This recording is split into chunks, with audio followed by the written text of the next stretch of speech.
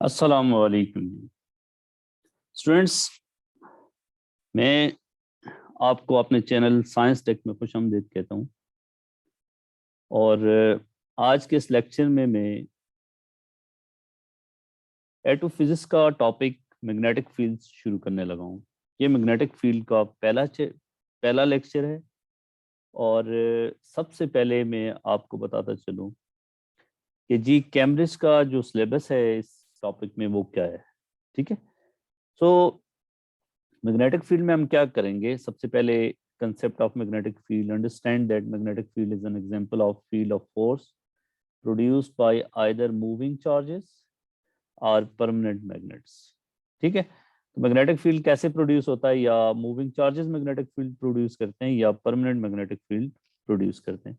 Represent a magnetic field by field lines, ये भी हम बात करेंगे। दूसरी चीज हम बात करेंगे force on current carrying conductor, कि अगर करंट कैरिंग कंडक्टर को मैग्नेटिक फील्ड में रखा जाएगा तो उस पर जो फोर्स लगेगी वो किन फैक्टर्स पे डिपेंड करती है और उस फोर्स को कैसे निकालेंगे। Understand that a force might act on current carrying conductor place in magnetic field, recall and use this formula. अब देखें, इसकी डेरिवेशन आपके सिलेबस में नहीं है, सिर्फ आपको इसका फार्मूला पता होना चाहिए और इसका इस्तेमाल पता होना चाहिए। F is B I L sine theta with direction as interpreted by Fleming's left hand rule. Define magnetic flux density, B की हम बात करेंगे। मैग्नेटिक फ्लक्स डेंसिटी को कैसे डिफाइन करते हैं, as the force acting per unit current per unit length on a wire place at right angles to the magnetic field. फिर हम बात करेंगे जी इस पूरे चैप्टर में फोर्स ऑन मूविंग चार्ज। तो जब चार्ज पार्टिकल मैग्नेटिक फील्ड के अंदर मूव करता है एक सर्टेन डायरेक्शन पे, तो उस पर जो फोर्स लगती है वो हम उस फोर्स का फार्मूला आपको पता होना चाहिए और इसका इस्तेमाल पता होना चाहिए। F is B Q B sine theta. Understand that origin of the Hall voltage and derive and use this Hall voltage formula BI over NTQ. Understand the use of Hall probe to measure the magnetic flux density. Describe the motion of charged particle moving in a uniform magnetic field perpendicular to the direction of motion of particle. Explain how electric and magnetic fields can be used in velocity selection. फिर हम बात करेंगे जी magnetic fields due to current. Sketch magnetic field patterns due to currents in the long straight wire, flat circular coil and long solenoid. Understand that the magnetic field due to current in a solenoid is increased by a ferrous core. Explain the origin of forces between current carrying conductors and determine the direction of forces. Then अगला chapter आ जाएगा electromagnetic induction. Define magnetic flux as the product of magnetic flux density and cross sectional area perpendicular to the direction of magnetic flux density. और magnetic flux का ये formula आपको इस्तेमाल में आएगा। Understand and use the concept of magnetic flux linkage. फिर हम बात करेंगे जी कि चेंजिंग मैग्नेटिक फ्लक्स जो है वो इंड्यूस ईएमएफ प्रोड्यूस कर सकते हैं और इंड्यूस ईएमएफ की डायरेक्शन क्या होती है। और उसके बाद हम बात करेंगे factors affecting the magnitude of induced EMF, recall and use Faraday's law and Lenz's law of electromagnetic induction। ये हमारा पूरा इलेक्ट्रोमैग्नेटिज्म में हम ये कैम्ब्रिज का सिलेबस है, इसमें हम बात करेंगे। ठीक है। सो चलते हैं जी, पहला लेक्चर फिर आज से स्टार्ट करता हूँ मैं। सबसे पहले हम बात करेंगे जी कि मैग्नेटिक फील्ड को रिप्रेजेंट कैसे करते हैं। और मैग्नेटिक फील्ड होता क्या है कि जी मैग्नेटिक फील्ड जैसे एक ग्रेविटेशनल फील्ड एक ऐसा रीजन है जहाँ पे कोई मैस जो है वो ग्रेविटेशनल फोर्स एक्सपीरियंस करता है। ठीक है। और मैग्नेट ग्रेविटेशन फोर्स एक्सपीरियंस करता है। और मैग्नेटिक फील्ड एक ऐसा रीजन है जहाँ पे अगर आप कोई भी पोल रखें, जैसे नॉर्थ पोल है, और डायपोल कोई भी रखें, तो वो उस पर फोर्स एक्सपीरियंस करता है। ठीक है। सो अगर कोई भी नॉर्थ पोल यहाँ पे लगा के रख देखते हैं तो उस पर फोर्स की डायरेक्शन जो होती है वो मैग्नेटिक फील्ड लाइन से रिप्रेजेंट की जाती है। सो मैग्नेटिक फील्ड को हम रिप्रेजेंट करते हैं मैग्नेटिक फील्ड लाइन से। और सबसे पहले हम बात करेंगे जी कि अगर आपके पास एक मैग्नेट है और आपको पता है मैग्नेट के परमानेंट मैग्नेट है north pole and south pole. तो मैग्नेटिक फील्ड लाइंस जो हैं वो नॉर्थ पोल से निकल रही होंगी और साउथ पोल की तरफ इंटर हो रही होंगी। This is the representation of magnetic field lines due to a magnet. फिर अगर आप दो मैग्नेट लेते हो, एक मैग्नेट ये है और दूसरा मैग्नेट ये है, एक का नॉर्थ पोल है और दूसरे का साउथ पोल आमने सामने, तो magnetic field lines north pole से निकल रही होंगी और साउथ पोल की तरफ इंटर हो रही होंगी। ये दरमियान में कुछ रीजन में मैग्नेटिक फील्ड लाइंस पैरेलल हैं, इसका मतलब इस स्मॉल रीजन में मैग्नेटिक फील्ड जो है वो यूनिफॉर्म है। उसके बाद एंड पे जो है वो नॉन यूनिफॉर्म मैग्नेटिक फील्ड है, यहाँ से निकल रही होंगी और इसके इस पोल की तरफ इंटर हो रही होंगी।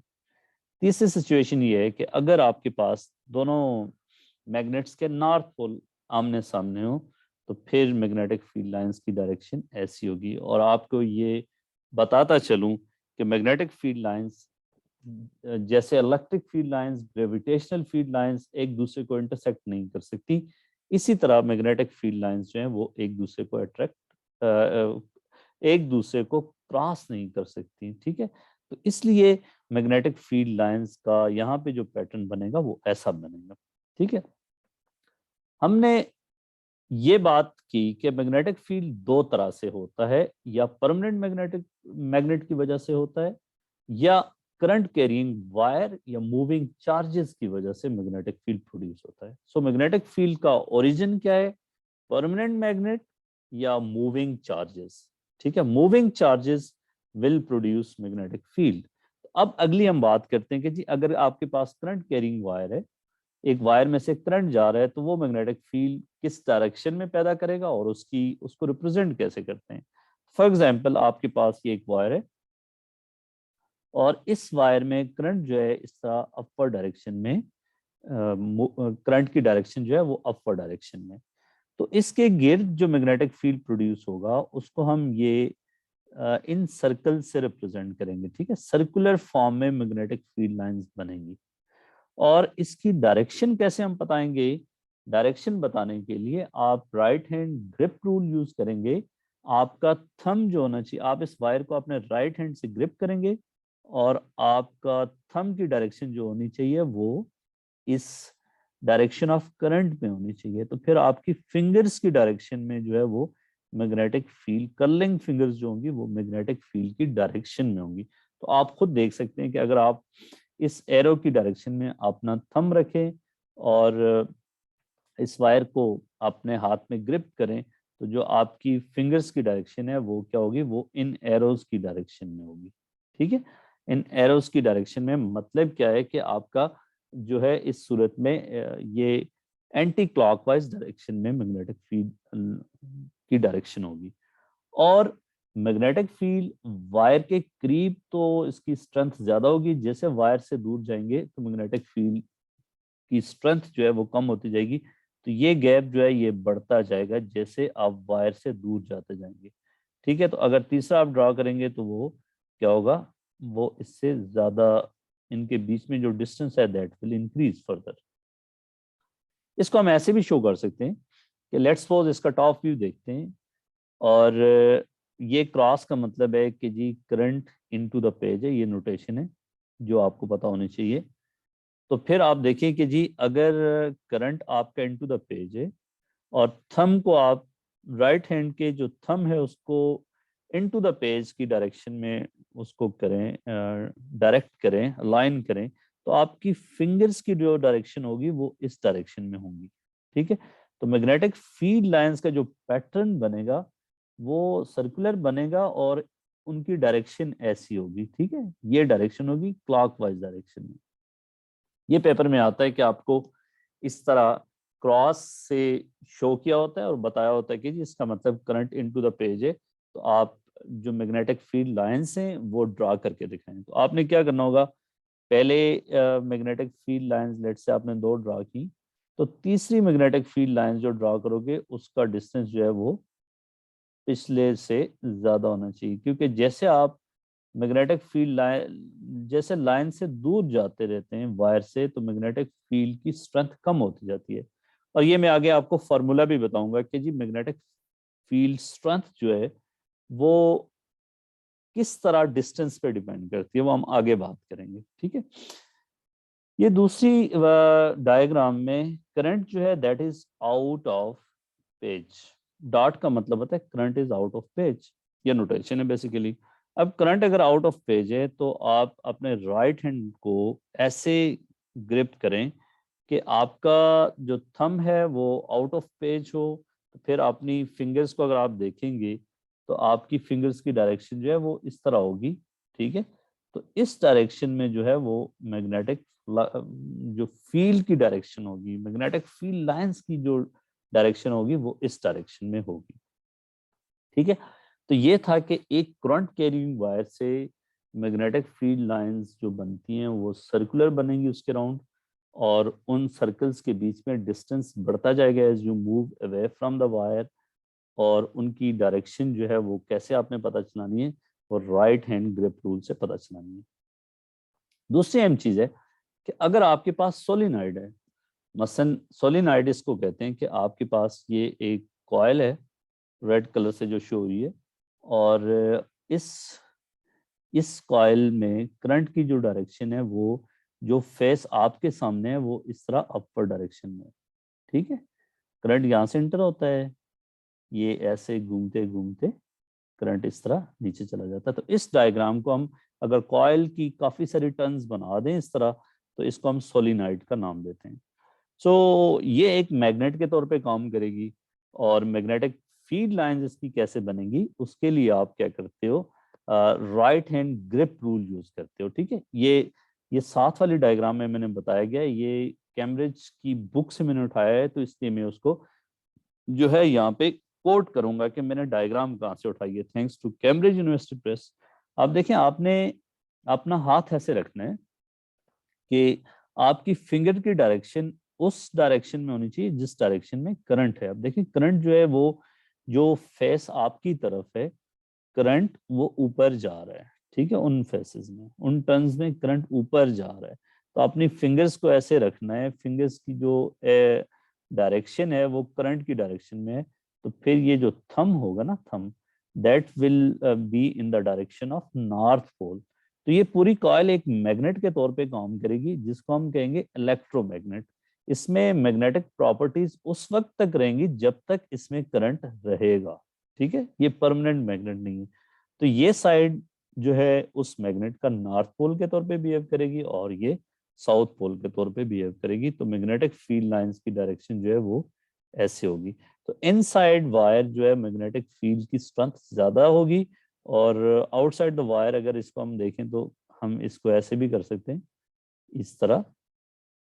तो आउटसाइड द वायर जो है वो मैग्नेटिक फ्लक्स की जो डायरेक्शन स्ट्रेंथ होगी वो कमजोर होगी। ठीक है, तो इस तरीके से मैंने आपको इस डिस्कशन में बताया अभी तक कि जी मैग्नेटिक फील्ड को कैसे रिप्रेजेंट किया जाता है अगर आपके पास एक वायर है या सोलिनॉइड है। ठीक है, अब हम बात करेंगे, this is very important discussion, के force on current carrying wire inside magnetic field.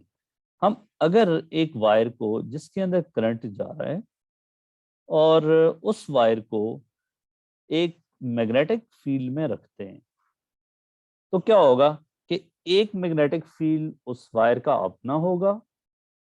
ठीक है, क्योंकि करंट मूव कर रहा है उसमें से, और मूविंग चार्जेस जो है मैग्नेटिक फील्ड प्रोड्यूस करते हैं, हमने ऊपर बात की थी। और दूसरा जो मैग्नेटिक फील्ड जिसमें वायर रखी है उसका होगा, तो दोनों मैग्नेटिक फील्ड एक दूसरे को इंटरफेयर करेंगे। एज ए रिजल्ट अगर वायर को एक सर्टेन डायरेक्शन में रखा जाए, ठीक है, तो वायर के ऊपर एक फोर्स लगेगी। जैसे फॉर एग्जांपल आपके पास क्या है कि ये नॉर्थ पोल, ये साउथ पोल, और ये मैग्नेटिक फील्ड लाइंस की डायरेक्शन है, सही। और ये जो साथ है ये आपके पास क्या है कि करंट कैरिंग वायर है, जिसमें ये जो क्रॉस शो कर रहा है, क्रॉस शो कर रहा है कि करंट की direction into the page of wire है। तो ये ब्लैक सर्कल्स क्या शो कर रहे हैं, ये मैग्नेटिक फील्ड जो प्रोड्यूस हुई है उस वायर की वजह से। ठीक है, अब अगर इस वायर को उठा के उस मैग्नेटिक फील्ड में रख देते हैं तो फिर क्या होगा, फिर ये सिचुएशन होगी। अब देखें, एक मैग्नेटिक फील्ड इस वायर के करंट की वजह से प्रोड्यूस हुआ, और दूसरा मैग्नेटिक फील्ड ये परमानेंट मैग्नेट्स की वजह से है। तो जब आप वायर को उठा के इसके अंदर रखेंगे तो आप देखें इन रीजन में मैग्नेटिक फील्ड की डायरेक्शन जो है, जो वायर का और ये परमानेंट मैग्नेटिक फील्ड का जो मैग्नेटिक फील्ड की डायरेक्शन है वो सेम है, और इस साइड पे मैग्नेटिक फील्ड की डायरेक्शन अपोजिट है। तो इस साइड पे इफेक्ट कैंसिल होगा, इस साइड पे इफेक्ट ज्यादा होगा, तो वायर पे एक फोर्स लगेगी जो इस डायरेक्शन में लगेगी। इससे यह साबित हो गया कि जब करंट कैरिंग वायर को मैग्नेटिक फील्ड में रखते हैं तो वायर पे एक फोर्स लगती है, और वो फोर्स किन फैक्टर्स पे डिपेंड करती है, अब हम उनकी तरफ चलते हैं। मसलन इस डायग्राम से भी देख सकते हैं कि जी ये एक वायर है, और वायर ये जो एरोस हैं ये मैग्नेटिक फील्ड की डायरेक्शन है, मैग्नेटिक फील्ड, और पैरेलल लाइंस का यहाँ पे क्या मतलब है कि मैग्नेटिक फील्ड यूनिफॉर्म है, और ये एक वायर है जिसमें करंट की डायरेक्शन ये है, और angle between magnetic field and current जो है वो थीटा है। हम देखेंगे कि जी जो फोर्स लगती है वो किन फैक्टर्स पे डिपेंड करती है, और फोर्स का क्या एक्सप्रेशन है। जैसे मैंने आपको पहले बता दिया कि जी आपको सिर्फ फोर्स का एक्सप्रेशन पता होना चाहिए, और उसका इस्तेमाल पता होना चाहिए, वो कहाँ से आया ये नहीं पता होना चाहिए सिलेबस में। So force depends on different things. Force current पे डिपेंड करती है, अगर करंट ज्यादा कर दोगे तो फोर्स ज्यादा हो जाएगी, पहली बात, ठीक है। और फोर्स किस चीज पे डिपेंड करती है, स्ट्रेंथ ऑफ मैग्नेटिक फील्ड पे डिपेंड करती है, और स्ट्रेंथ ऑफ मैग्नेटिक फील्ड को यहाँ पे हम बी से शो कर रहे हैं, ठीक है। B is magnetic flux density या मैग्नेटिक फील्ड स्ट्रेंथ। तो जितना मैग्नेटिक फील्ड स्ट्रेंथ को ज्यादा करोगे, magnetic force on wire will increase, और जितना करंट को ज्यादा करोगे फोर्स विल इंक्रीज। तीसरी चीज, वायर की लेंथ जो इनसाइड मैग्नेटिक फील्ड है, अगर उसको ज्यादा कर दोगे तो फिर भी फोर्स ज्यादा होगी। चौथा फैक्टर क्या है कि वो एंगल पे डिपेंड करती है, और कैसे एंगल पे डिपेंड करती है वो अब हम मैं इसका एक्सप्रेशन लिख रहा हूं, B I L sine of theta. Theta क्या है, theta is angle between this wire and theta is angle between this wire and magnetic field. So हम क्या करेंगे कि जी फोर्स का जो एक्सप्रेशन है वो ये है, B I L sine theta. इस पे अगर आप गौर करें, अगर थीटा की वैल्यू आपने रखी है 90 डिग्री, तो फोर्स आपको पता है कि फोर्स मैक्सिमम होगी इस सूरत में, क्योंकि sine of 90 is maximum. Sine 90 1 के बराबर होता है, ये आप कैलकुलेटर से देख सकते हो। और अगर थीटा की वैल्यू 0 है या 180 डिग्री है, एक ही बात है, तो उस सूरत में फोर्स की वैल्यू 0 होगी। This is very important. अगर आपने वायर को मैग्नेटिक फील्ड में ऐसे रखा, ये मैग्नेटिक फील्ड है, और वायर को बच्चों आपने ऐसे रख दिया, this is wire and this is direction of current, इस सूरत में वायर के ऊपर कोई फोर्स नहीं लगेगी, ठीक है। तो वायर को जब 90 डिग्री पे रखते हो तो फोर्स मैक्सिमम होती है। मतलब कि अगर आप, ये मैग्नेटिक फील्ड की डायरेक्शन है और वायर को आपने रखा है ऐसे, इस सूरत में एंगल जो है वो 90 डिग्री है, और इस सूरत में जो फोर्स होगी वो मैक्सिमम होगी, ठीक है। और फोर्स, जब करंट की कोई वैल्यू नहीं है तो फोर्स नहीं होगी। इसका मतलब वैसे अगर वायर को उठा के किसी मैग्नेटिक फील्ड में रखेंगे तो कोई फोर्स नहीं लगेगी, उसमें करंट होना चाहिए। और दूसरा, स्ट्रेंथ ऑफ मैग्नेटिक फील्ड, जो मैग्नेटिक फ्लक्स डेंसिटी है उसको ज्यादा करेंगे, एक स्ट्रॉन्गर मैग्नेटिक फील्ड के रीजन में रखेंगे उसी वायर को, तो फोर्स फिर ज्यादा लगेगी। और तीसरी चीज, जो वायर की लेंथ इनसाइड मैग्नेटिक फील्ड है वो ज्यादा से ज्यादा होगी तो फोर्स ज्यादा होगी। मसलन इस केस में यहां से लेके यहां तक ये जो है ये लेंथ ऑफ वायर होगी, ठीक है। वायर की लेंथ कितनी है उससे डिपेंड नहीं करता, मैग्नेटिक फील्ड के अंदर वाले रीजन में कितनी लेंथ है वो उस पर डिपेंड करता है। ठीक है, अच्छा जी। और अब हम देखेंगे यहाँ पे कि जी अगर ग्राफिकली देखा जाए, मैंने बता दिया कि फोर्स किन किन फैक्टर्स पे डिपेंड करती है। फोर्स को बढ़ाना हो तो कैसे आप कंट्रोल कर सकते हैं, या मैग्नेटिक फ्लक्स डेंसिटी को ज्यादा कर सकते हैं, या करंट को ज्यादा कर सकते हैं, या लेंथ को ज्यादा कर सकते हैं, या थीटा की वैल्यू 90 रख सकते हैं। और आपको पता है कि साइन थीटा की वैल्यू इंक्रीज करती है अगर थीटा की वैल्यू इंक्रीज की जाए फ्रॉम 0 टिल 90। ये आप ग्राफिकली जानते हो कि अगर थीटा की वैल्यू 0 से लेकर 90 तक इंक्रीज की जाए तो साइन थीटा की वैल्यू इंक्रीज होगी। इसका मतलब ये है कि फोर्स 60 डिग्री पे और 70 पे कंपेयर करें तो 70 डिग्री पे फोर्स ज्यादा होगी, और अगर 30 डिग्री पे और 20 डिग्री पे कंपेयर करें तो 30 डिग्री पे फोर्स ज्यादा होगी। ठीक है, अभी इस फार्मूले में मैंने बी के बारे में नहीं बताया कि बी क्या चीज है, सिर्फ इतना बताया मैग्नेटिक फ्लक्स डेंसिटी है, इसका यूनिट भी नहीं बताया, जो हम अगली थोड़ी ही देर बाद हम करने लगे हैं। ठीक है, आपके ज़हन में सवाल आ रहा होगा।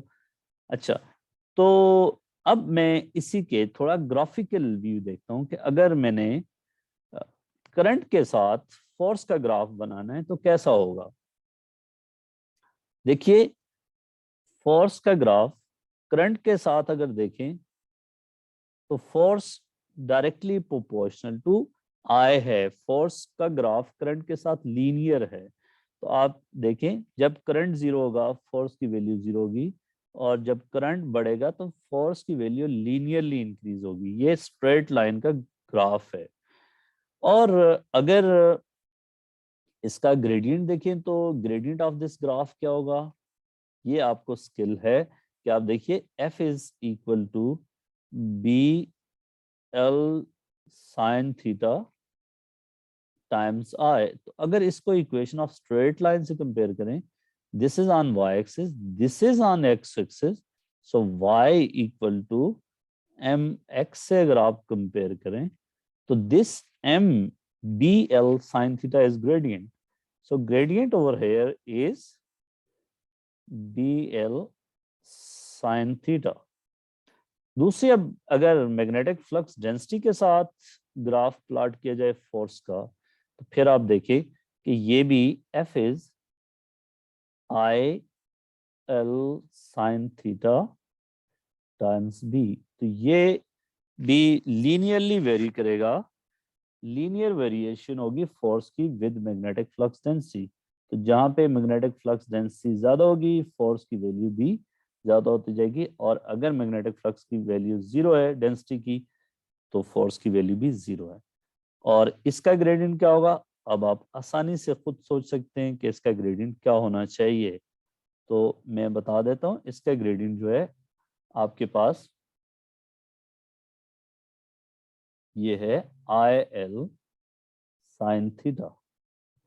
तीसरी वेरिएशन हम थीटा के साथ देखें तो क्या होगा, आप देख लें यहाँ पे F is B I L sine of theta. तो आपको पता है कि अब थीटा के साथ वेरिएशन हो रही है, और थीटा के साथ वेरिएशन कैसी होगी, ये साइन का ग्राफ बनेगा। जैसे थीटा जीरो तो फोर्स जीरो, और थीटा जैसे बढ़ता जाएगा तो फोर्स बढ़ती जाएगी, and force will be maximum at 90 degree. Force will be maximum at 90 degree. This is F not, let's say this is maximum force. और अगर आगे 90 के बाद की बात करेंगे तो फोर्स विल डिक्रीज, और मैं इसको छोटे स्केल पे करके दिखा देता हूँ आपको कि फोर्स की वेरिएशन कैसी होगी अगर आप थीटा को वेरी करेंगे। तो थीटा जीरो पे जीरो, 90 पे फोर्स मैक्सिमम, 180 पे फोर्स जीरो। तो एक पूरे अगर 360 तक वेरिएशन लेके आना चाहते हैं तो फोर्स की ये वेरिएशन होगी 270 पे एंड 360 पे। इनका क्या मतलब है कि यहाँ पे फोर्स की डायरेक्शन बदल गई है। ठीक है, 180 पे मतलब करंट की डायरेक्शन आपने अपोजिट कर दी, सॉरी करंट की डायरेक्शन नहीं, अगर वायर को और उसके बीच में एंगल 180 डिग्री है तो फिर फोर्स 0, और 270 कर दिया तो इसका मतलब ये है कि फोर्स की जो है वैल्यू, फोर्स की डायरेक्शन जो है वो अपोजिट होगी।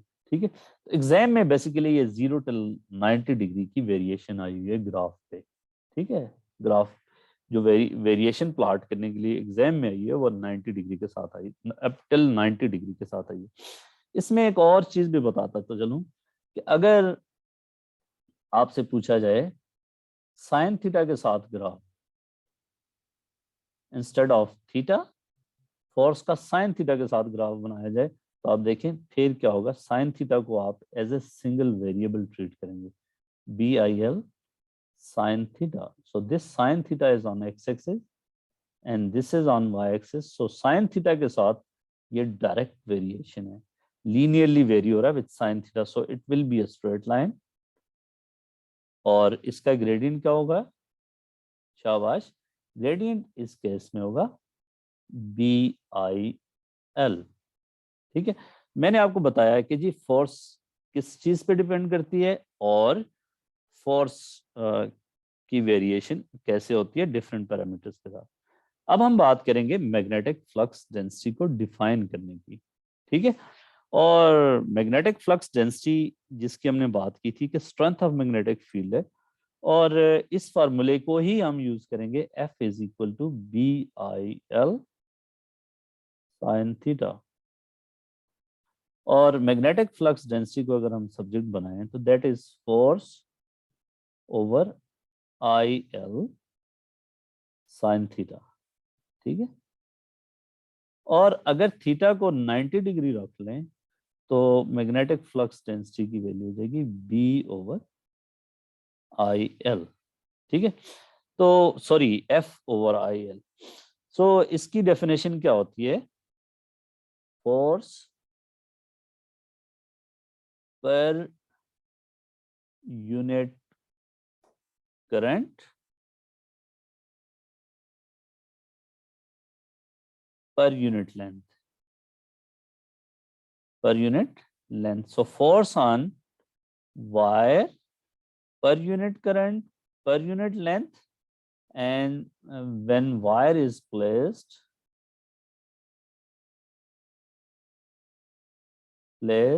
at 90 degree. ठीक है, सो अगर वायर का एंगल 90 डिग्री होगा उसके साथ मैग्नेटिक फ्लक्स डेंसिटी के साथ मैग्नेटिक फील्ड के साथ, तो फिर फोर्स मैक्सिमम होगी। और इसकी डेफिनेशन हम क्या कहेंगे? Force per unit current per unit length, force per unit current per unit length. अब सवाल ये है कि जी इसकी यूनिट क्या होती है? यूनिट इसकी बी की जो यूनिट है वो है टेस्ला, और इसका सिंबल जो है वो कैपिटल टी है। ठीक है, और टेस्ला को डिफाइन कब कैसे करेंगे? अब देखें, फोर्स 1 टेस्ला कब होगी, मैग्नेटिक फ्लक्स डेंसिटी 1 टेस्ला कब होगी? 1 टेस्ला के लिए फोर्स 1 न्यूटन होनी चाहिए, करंट 1 एम्पियर होना चाहिए, और लेंथ 1 मीटर होनी चाहिए। तो क्या डेफिनेशन हो जाएगी इसकी? इसकी मैग्नेटिक फ्लक्स डेंसिटी की डेफिनेशन क्या होगी कि जी if force force of 1 Newton is acting on a wire of carrying current 1 ampere and length 1 meter placed perpendicular to the magnetic field in the region of uniform magnetic field, तो फिर magnetic flux density जो है वो 1 Tesla होगी। ठीक है, सो हम कहेंगे कि जी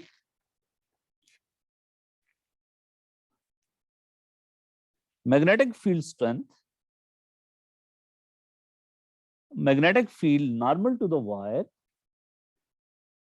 carrying current of 1 ampere, carrying current of 1 ampere, that will give you the force per unit length as 1 Newton meter. तो हम इस तरह भी लिख सकते हैं कि if force per unit length अगर हम देखें वो 1 न्यूटन पर मीटर हो, ये देखें फोर्स पर यूनिट लेंथ अगर 1 न्यूटन पर मीटर हो, in a current of having current 1 ampere and placed perpendicular to the magnetic field.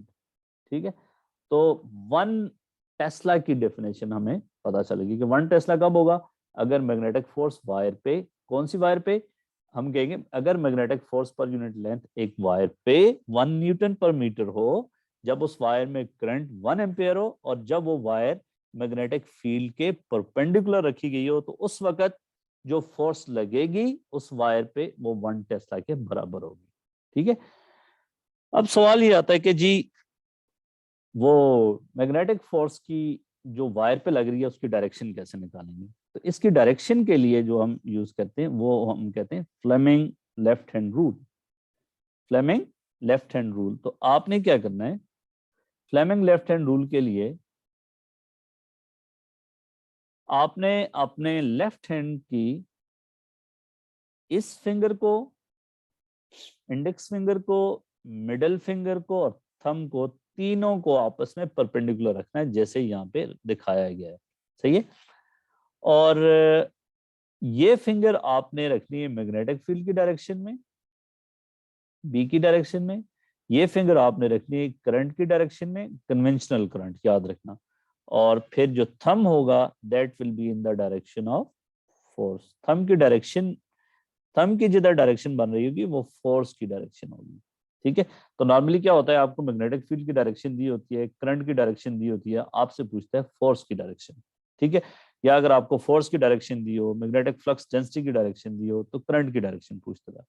तो फ्लेमिंग लेफ्ट हैंड रूल के लिए आपने अपना लेफ्ट हैंड ऐसे यूज करना है कि ये तीनों थंब, आपकी फर्स्ट फिंगर और सेकंड फिंगर, ये तीनों आपस में 90 डिग्री होना चाहिए। देखें यहाँ पे भी 90 डिग्री है, ये भी 90 डिग्री बना रहा है, तो तीनों का आपस में 90 डिग्री बना के फिर आपने अपने हाथ की ओरिएंटेशन को ऐसे चेंज करना है कि ये तीनों का एंगल चेंज ना हो, और आपने इस फिंगर को मैग्नेटिक फील्ड की डायरेक्शन में ओरिएंटेशन कर लेनी है, इसकी डायरेक्शन करंट की ओरिएंटेशन करंट की डायरेक्शन में कर देनी है। तो फोर्स जो थंब की डायरेक्शन होगी वो फोर्स की डायरेक्शन होगी। फॉर एग्जांपल ये इसके लिए मैंने लेंथ यहाँ से इस साइड से ये चीज फिगर उठाई है, तो मैं इसको कोट करना चाहूंगा यहाँ पे। देखिए, ये देखें, ये आपके पास है direction of magnetic field north to south, और इस वायर में करंट जो है वो इस डायरेक्शन में है। तो देखिए लेफ्ट हैंड कैसे यूज किया गया है कि ये फिंगर मैग्नेटिक फील्ड की डायरेक्शन में अलाइन है और ये फिंगर करंट की डायरेक्शन में अलाइन है। तो थंब जो है वो डायरेक्शन ऑफ मैग्नेटिक फोर्स होगा, तो फोर्स जो है वो इन द अपर डायरेक्शन में लगेगी। तो क्या है कि अगर फोर्स की डायरेक्शन जो होगी वो मैग्नेटिक फील्ड के और करंट की डायरेक्शन दोनों के परपेंडिकुलर होगी, ये याद रखना। फोर्स ना तो मैग्नेटिक फील्ड के पैरेलल लग सकती है ना करंट के पैरेलल लग सकती है। फोर्स की जो डायरेक्शन होगी वो दोनों करंट की डायरेक्शन और मैग्नेटिक फील्ड के दोनों का कॉमन परपेंडिकुलर होगा जो फोर्स की डायरेक्शन होगी। सही, अब देखिए कि अगर यहाँ पे पूछा गया है कि जी मैग्नेटिक फील्ड की जो फ्लक्स डेंसिटी की जो डायरेक्शन है वो ये है, करंट की डायरेक्शन ये है, तो ये एग्जाम का क्वेश्चन था कि जी आप बताएं फोर्स का क्या एक्सप्रेशन होगा। तो फोर्स का एक्सप्रेशन होगा BIL sin थीटा, और फोर्स की डायरेक्शन क्या होगी।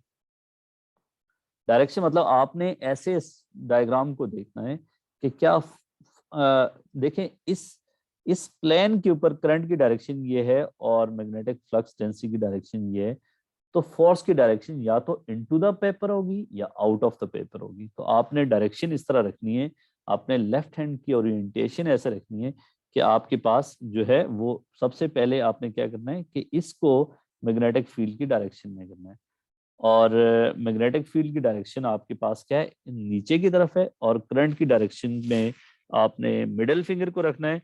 तो फोर्स की डायरेक्शन जो होगी, फोर्स जो होगी वो इनटू द पेज होगी, इनटू द पेज या प्लेन ऑफ पेपर होगी। सही है, आप खुद वेरीफाई कर सकते हैं। इस सूरत में देखिए डायरेक्शन ऑफ मैग्नेटिक फील्ड हमें दी हुई है, that is from north to south, ये डायरेक्शन ऑफ मैग्नेटिक फील्ड है। करंट की डायरेक्शन हमें ऐसे दी गई है, हमने फोर्स की डायरेक्शन देखनी है कि कैसे होगा। अगेन आपने ये ऐसे rule, left hand Fleming left hand rule लगाना है कि आपको पता है वही चीज कि आपके पास ये मैग्नेटिक फील्ड की डायरेक्शन में होना चाहिए और ये करंट की डायरेक्शन में होना चाहिए।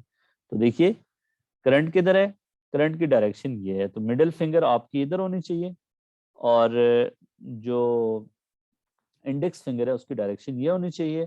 तो थंब जो आपका फिर पॉइंट कर रहा होगा ये अपर डायरेक्शन में पॉइंट कर रहा होगा, अगर आप अपने हाथ से वेरीफाई कर रहे होंगे तो फोर्स जो है वो अपर डायरेक्शन में लग रही होगी। अगर करंट की डायरेक्शन को चेंज कर दें तो फोर्स फिर किधर होगी, अगर करंट की डायरेक्शन इसमें ये होती तो फोर्स ऐसे होती। तो फोर्स परपेंडिकुलर होनी चाहिए both magnetic field and current की डायरेक्शन। देखें करंट की डायरेक्शन ये है,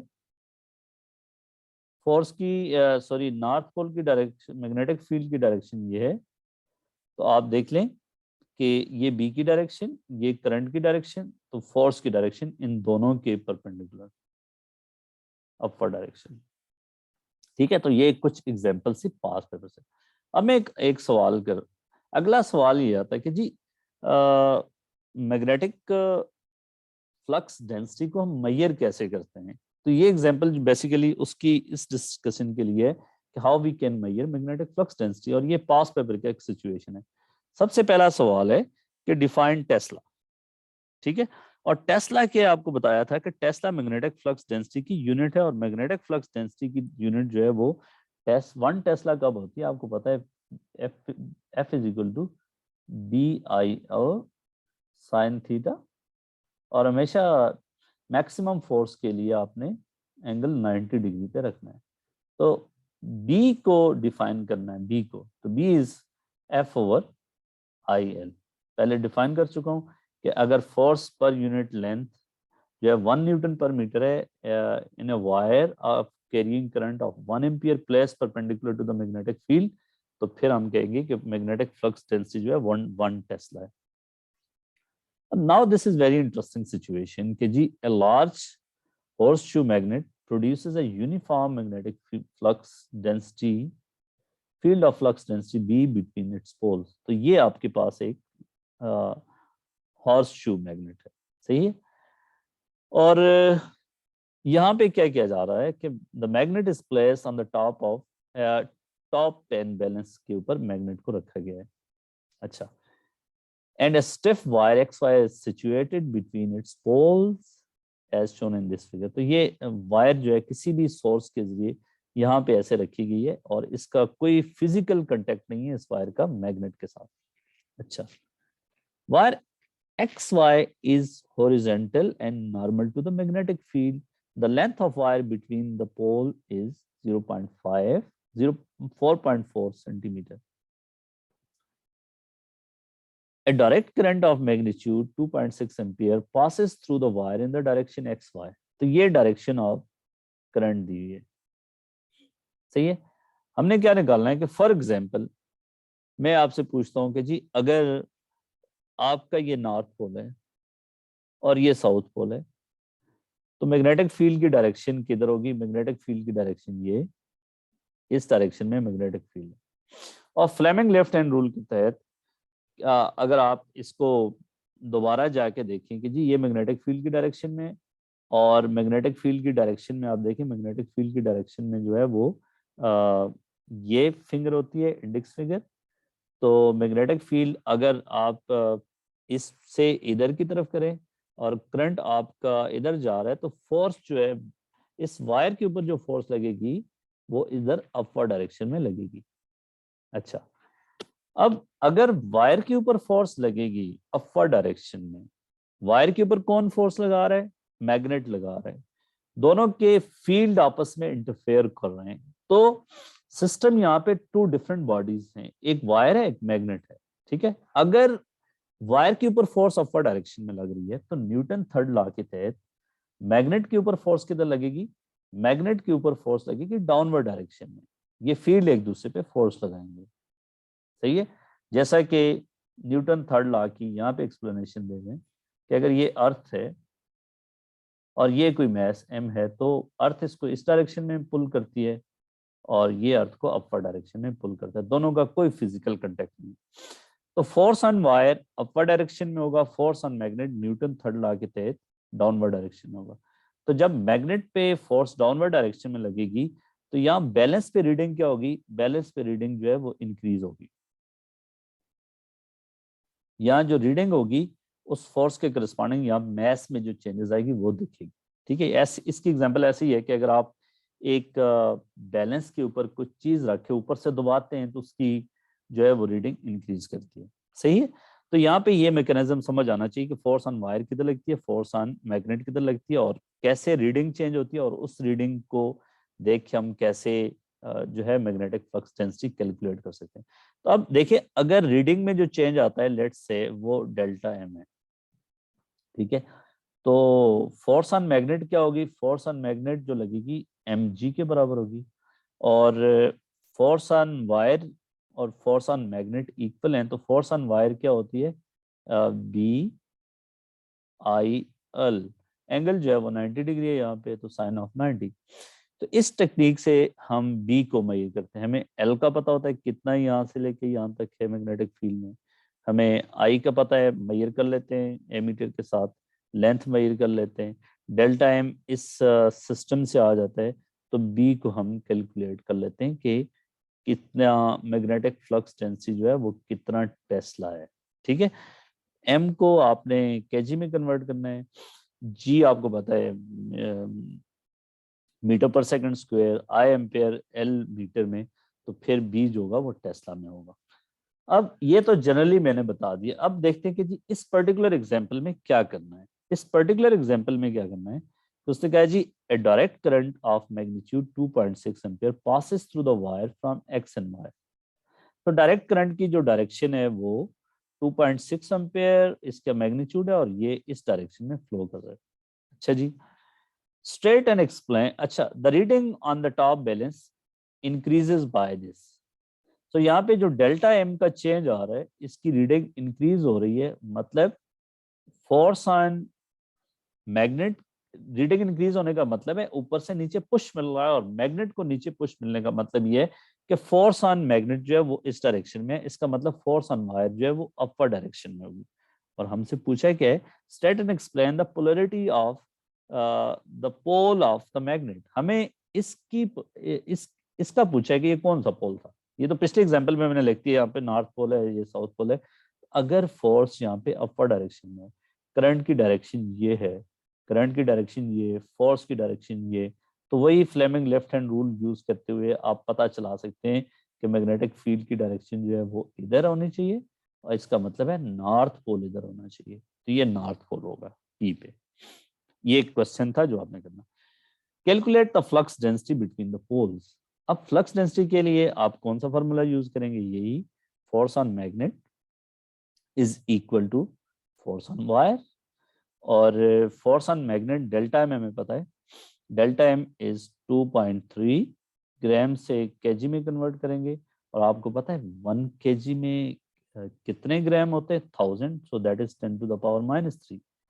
जी की वैल्यू होती है 9.81 इज इक्वल टू, बी हमने निकालना है, आई कितना है बच्चों 2.6 एम्पेयर, और एल कितना है, एल 4.4, तो 4.4 सेंटीमीटर को मीटर में कन्वर्ट करेंगे, तो यहाँ से आप बी को सब्जेक्ट बना लेंगे और बी की वैल्यू निकाल लेंगे। ठीक है, सो 1 एम्पेयर करंट इसमें से वायर में से जा रहा है, कितना एम्पेयर जा रहा है, 2.6 एम्पेयर, सॉरी, सो 2.6 एम्पेयर का करंट जा रहा है। तो उस सूरत में जो हमारे पास जो है वो फोर्स की बी की वैल्यू यहाँ से अगर आप निकालेंगे तो बी की वैल्यू होगी 0.20, कैलकुलेटर से अगर आप निकालेंगे तो 0.20 टेस्ला। अब फिर ये टेस्ला में आएगी, और इसको टू सिग्निफिकेंट में इसलिए लिखेंगे कि आपका करंट भी टू सिग्निफिकेंट में है, ये भी टू सिग्निफिकेंट में है, तो मैस भी टू सिग्निफिकेंट में है, तो least number of significant figures यहाँ मल्टीप्लीकेशन डिवीजन में आप लिखते हो। सही है, सो ये जो चीज थी हमने निकाल दिया कि जी कैसे डायरेक्शन ऑफ फोर्स वायर पे कैसे पता चलती है, और जो है वो कैसे हम इस चीज को निकालते हैं। ठीक है, सो अब अगली चीज हम बात करते हैं कि जी अगर अगला सवाल है कि direct current is now replaced by A low frequency sinusoidal current, ऐसी करंट दे दी है और ऐसी करंट की जो आरएमएस वैल्यू ये है। देखें, जब ऐसी करंट होगा तो फिर क्या होगा, डायरेक्शन ऑफ करंट भी चेंज होती जाएगी और वैल्यू भी चेंज होती जाएगी। इसका मतलब है फोर्स ऑन वायर, जिस जिस टाइम के दौरान करंट की डायरेक्शन ये होगी हाफ पीरियड में, तो फोर्स की डायरेक्शन अपवर्ड होगी। जब करंट की डायरेक्शन इधर हो जाएगी तो फोर्स की डायरेक्शन डाउनवर्ड होगी। तो हम क्या करते हैं कि अगर करंट को प्लॉट करें, साइनोसाइडल करंट को, तो वह ऐसा होगा। ठीक है, लेट्स से इस दौरान करंट जो है वो इस डायरेक्शन में जा रहा है, ये पॉजिटिव, इस वक्त फोर्स की डायरेक्शन अप होगी from point this point two this point, और करंट की वैल्यू चेंज हो रही है, इसका मतलब फोर्स की वैल्यू भी चेंज हो रही है। और फिर इस पॉइंट से लेके इस पॉइंट तक करंट की डायरेक्शन डाउनवर्ड होगी, सॉरी फोर्स की डायरेक्शन। तो जब वायर पे फोर्स डाउनवर्ड लगेगी तो मैग्नेट पे फोर्स अपवर्ड डायरेक्शन में लगेगी, तो फिर ये रीडिंग ऑफ द बैलेंस जो है वो डिक्रीज होगी। पहले जो रीडिंग दिखा रहा होता है बैलेंस, वो इस मैग्नेट का मैच दिखा रहा होता है। तो अब अगर मैग्नेट पे फोर्स अपवर्ड डायरेक्शन में लगेगी तो फिर ये रीडिंग डिक्रीज होगी। अच्छा जी, सो वेरिएशन ऑफ फोर्स होगी फ्रॉम मैक्सिमम टू मिनिमम। हम देखते हैं जी कि आरएमएस वैल्यू उसने करंट की दे दी, that is 2.6। So current I RMS is 2.6 ampere. हमने देखना है कि जी पीक वैल्यू ऑफ करंट क्या है। तो मैंने बताया था कि जी अगर साइनोसाइडल करंट को ऐसे लिखते हैं, I not sine of omega T, so this is peak value of current. I R M S का फॉर्मूला क्या होता था, I R M S is peak value divided by √2। तो आर एम एस वैल्यू मुझे दी है, that is 2.6 times √2 कर देंगे तो ये मैक्सिमम वैल्यू ऑफ करंट होगी। इसका मतलब मैक्सिमम फोर्स कितनी लग सकती है, मैक्सिमम वैल्यू ऑफ करंट पता चल जाएगा। तो मैक्सिमम फोर्स का पता चल जाएगा कि जी, अब देखें मैक्सिमम वैल्यू ऑफ करंट ही है, सही। तो जब करंट इतना था तो बैलेंस पे कितनी रीडिंग का चेंज आ रहा था, डेल्टा एम कितना था, हमने जो है वो 2.6 था। अब रेशियो मेथड लगा सकते हैं कि करंट और delta change in M. Current जब था 2.6 तो चेंज इन एम था 2.3 ग्राम। ठीक है, 2.3 ग्राम जो है वो आपका चेंज था जब आपके पास करंट की वैल्यू क्या थी, 2.6। अब यहाँ पे क्या होगा कि जी टोटल वेरिएशन अगर आप देखेंगे फोर्स की, तो फोर्स की वेरिएशन अब इस तरह होगी, force is B I L sine theta. Theta तो 90 है। अब आई जो है वो साइनोसाइडल है, तो फोर्स की अगर हम देखें, B I not sine of omega T, और साथ में जो है वो एल, ये आई की वैल्यू मैंने लिखी है। सही हो गया। अब देखें फोर्स की वैल्यू जब थीटा 0 है, थीटा तो अब ये वाला तो चेंज नहीं किया जा रहा, इसका मतलब जब करंट 0 है तो फोर्स 0, करंट की वैल्यू मैक्सिमम होगी, फोर्स की मैक्सिमम, करंट की वैल्यू 0 होगी, फोर्स 0, करंट दूसरी डायरेक्शन में चला गया, फोर्स की डायरेक्शन दूसरी होगी, तो फोर्स की वेरिएशन इस तरह मैक्सिमम और मिनिमम। और अगर पीक वैल्यू जो है वो 2.6 टाइम √2 है, तो इसका मतलब है फोर्स की वेरिएशन इस डायरेक्शन में कितनी होगी, वो इस डायरेक्शन की वेरिएशन और इस डायरेक्शन की वेरिएशन, टोटल वेरिएशन फोर्स में हमसे पूछिए। Calculate the variation in reading, mass की वेरिएशन, मतलब फोर्स की वेरिएशन का मतलब मैस की वेरिएशन की बात करेंगे। तो ये टोटल वेरिएशन की अगर आप बात करेंगे तो दैट विल बी कितनी होगी, दैट इज हमने देखा 2.6 एम्पेयर करंट टाइम √2। सो ये आ जाएगा टोटल वेरिएशन के लिए 2 टाइम 2.3, आपके पास क्या चीज थी, 2.3 ग्राम। कब होता है, जब करंट की क्या वैल्यू होती है, ये देखें, जब करंट की वैल्यू 2.6 होती है तो उस वक्त वैल्यू जो है वो 2.3 ग्राम है। तो करंट 2.6, वैल्यू 2.3 ग्राम। अब करंट की वैल्यू कितनी है, दैट इज 2.6 अंडर रूट 2। ये एक साइड की वेरिएशन की बात आ जाएगी, तो इसको x कह दें। x की वेरी x हो जाएगा, रेशियो मेथड लगा लें, 2.6 time under root 2 times 2.3 divided by 2.6। तो एक साइड की जो वेरिएशन होगी मैथ्स की वो 2.3 टाइम्स अंडर रूट 2, ये एक साइड की वेरिएशन है, इधर मैथ्स की वेरिएशन इस तरफ।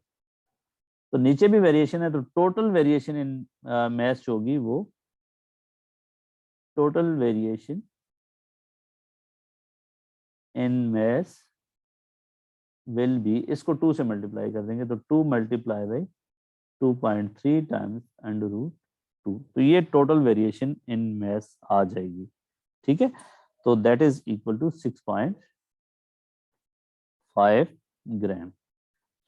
ठीक है, तो इस पूरी डिस्कशन में, अब यहाँ पे इसको खत्म करेंगे। पूरी डिस्कशन में मैंने आपको क्या सिखाया कि जी हमने इसको शुरू किया, और शुरू करने के बाद हमने मैग्नेटिक फील्ड, सबसे पहले सिलेबस की बात की, फिर मैग्नेटिक फील्ड को कैसे रिप्रेजेंट करते हैं उसकी बात की, magnetic field due to current carrying wire कैसे रिप्रेजेंट करते हैं उसकी बात की, फिर मैग्नेटिक फोर्स जो लग रही है वायर पे वो किन फैक्टर्स पे डिपेंड करती है उसकी बात की, उसके ग्राफ्स की बात की, और मैग्नेटिक फ्लक्स डेंसिटी को डिफाइन किया कि जी force force per unit current per unit length जो है when angle between wire and जो मैग्नेटिक फ्लक्स डेंसिटी है वो 90 डिग्री हो, तो फिर force per unit length per unit current magnetic flux density के बराबर है। फिर इसकी यूनिट को डिफाइन किया कि 1 टेस्ला कब होगी, कि जब फोर्स 1 न्यूटन हो एक करंट के 1 एम्पियर वायर पे जिसकी लेंथ 1 मीटर है और 90 डिग्री पे प्लेस है, तो उस वक्त जो है वो मैग्नेटिक फ्लक्स डेंसिटी जो है 1 टेस्ला होगी। ठीक है, मिली टेस्ला को टेस्ला में कन्वर्ट करना हो तो वही प्रीफिक्सेस लगाएंगे। फिर डायरेक्शन की हमने बात की कि जी डायरेक्शन ऑफ फोर्स जो है वो फ्लेमिंग लेफ्ट हैंड रूल से निकालते हैं, और वो कैसे हमने वो किया। फिर हमने मैग्नेटिक फ्लक्स डेंसिटी को मेजर करने की क्या टेक्निक होती है वो मैंने आपको बताई इस क्वेश्चन से। तो मुझे उम्मीद है आपको समझ आई होगी। अगर आपको इससे फ़ायदा हुआ है तो मेरा चैनल आपने सब्सक्राइब करना है, ताकि बाकी लोगों तक भी आप शेयर करें, और इससे मुझे भी इंकरेजमेंट मिलती रहे। Thank you so much.